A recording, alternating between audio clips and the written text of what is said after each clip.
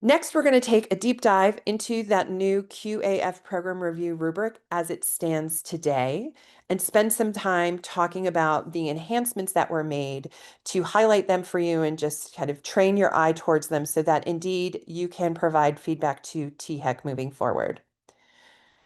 I'm flattered organizationally to say that part of the inspiration for these enhancements were the AAC and U value rubrics, a suite of tools that have been useful in promoting the authentic direct assessment of student learning for the better part of 15 years.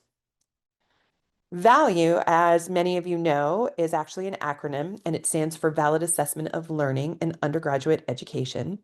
And while the program review process involves much more than the direct assessment of student learning, which is a part of, but certainly not the only piece that you would be looking at through your QAF program review, it does serve as a useful touchstone or example within our community because the rubrics have become so ubiquitous as part of program review and assessment efforts.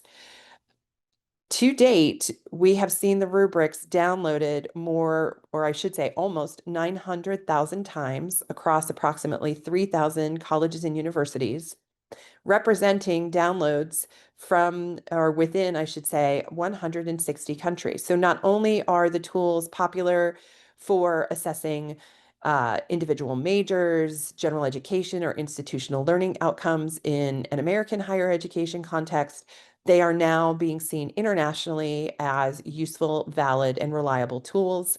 I believe our most recent download was within Syria. Okay, moving into the enhancements. The first enhancement we want to highlight for you is the creation of a new cover sheet for the rubric. If you've ever downloaded a value rubric, you know that we provide a cover sheet. The idea being that it provides a definition of the outcome under consideration, some framing language regarding its purpose and intended uses, and then a description of performance levels as well as a glossary of terms. What you see in front of you right now is the draft cover sheet for the Quality Assurance Funding Program Review rubric. It is not complete. There's some elements that we will talk about that are still under development. But for the moment, what you will see is a purpose statement providing some overall context as to why this rubric was created and its intended use for QAF, a description of the performance levels.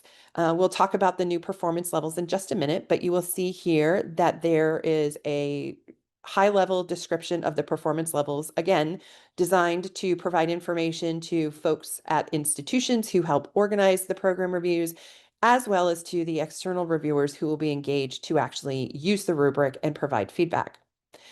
Based on recommendations from the previous feedback loops that were created and provided to stakeholders, you'll also see that this cover sheet provides an opportunity for some information gathering as well, so that the external reviewers who are using it have a place to put their name and signature and submit their scores back to the campuses. The second enhancement that I want to highlight is the new format coupled with the new scale that has been developed. This time around, we have created what is referred to as a single point rubric for the QAF program review. This is in contrast to the analytic rubric that you are familiar with that was used previously. What's the big difference? Well, on an analytic rubric, you will find language describing the performance levels for each performance level. In other words, each of the boxes under a score or performance level has language describing expectations of evidence for that performance level. The beauty of a rubric like that, and that's, what the value rubrics are, they're analytic rubrics that spell out performance at each expected level, is that you have more detail to work with. You have information that attempts to describe accurately what a 1 or a 2 or a 3 looks like to enhance the reviewer's understanding of expectations. The challenge, however, can be one centered on reliability and inter-rater reliability. The more descriptions and language that you have, the more information for a reviewer to synthesize and to attempt to understand clearly and use consistently across multiple reviews they may be conducting, and or have consistency across multiple reviewers where you have more than one person using the tool to review the same information.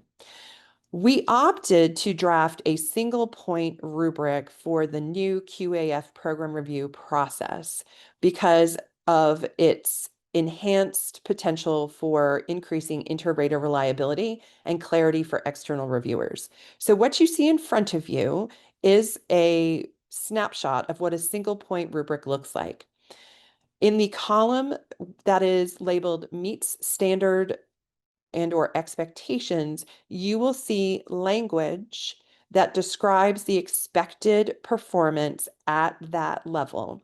So instead of trying to make sense across multiple descriptions, your raters are looking very specifically at what would be considered the baseline for meeting the standards or expectations within the QAF program review process.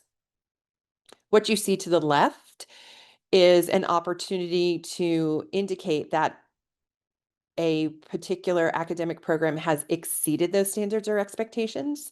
And then to the right, there are actually two columns with associated scores where if the program does not meet standards and expectations, you might assign them a level 1 score, and then a 0 where you as the reviewer are looking at the program review information that has been provided to you, and you're just not seeing any evidence of an ability to even get on the board, so to speak. So no evidence of attempting to meet the standard or expectation.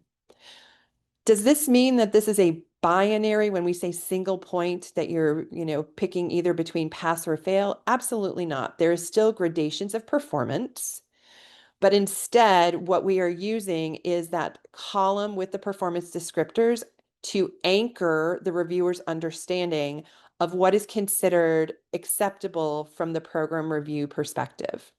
There is an opportunity for exceeds expectations, does not meet expectations, and then a 0, no evidence of attempting to meet expectations, for a reviewer to provide qualitative feedback to help enhance the program's understanding of the results they get back after the scoring process.